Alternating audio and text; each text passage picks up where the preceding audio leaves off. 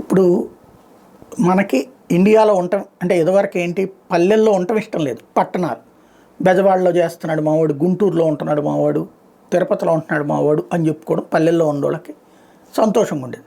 ఆ తర్వాత మనం బెజవాడే కదా, పక్కన 20-30 కిలోమీటర్లు కదా, ఏముందబ్బా అనే స్టేజ్ వచ్చేటప్పటికి ఇలా పిల్లల్ని హైదరాబాద్లో పనిచేయి, బెంగళూరులో పనిచేయి, చెన్నైలో పనిచేయి. వాస్తవంగా ఇక్కడ లభించిన డబ్బులతో పోల్చుకుంటే అక్కడ వచ్చే డబ్బులు రూపాయి ఎక్కువ ఉంటుంది, కానీ ఖర్చుల పరంగా చూస్తే అది అక్కడే అయిపోతుంది. కానీ ఆ నగరాల్లో చేస్తే తప్పించి పెళ్ళిళ్ళు కావట్లేదు, అలాగే వెల్ సెటిల్డ్ అవ్వాలా, వెంటనే జాబ్స్ కావాలంటే అక్కడ బెటర్ అన్న రూట్లో అటుకెళ్తున్నారు. అది పోయి ఇప్పుడు అమెరికానా, కెనడానా, బ్రిటనా, ఇవన్నీ ఏదో ఒక దేశంలో, దేశం కాని దేశంలో ఉండటం ఫ్యాషన్. చివరికి ఇప్పుడు సౌత్ ఆఫ్రికా అలాంటి వాళ్ళని పిలుస్తోంది. అక్కడ దాదాపుగా ఫాస్టర్ సింప్లర్ వీసా ప్రాసెస్ని ఇండియన్ ట్రావెలర్స్ కోసం అని చెప్పేసి తీసుకొచ్చింది.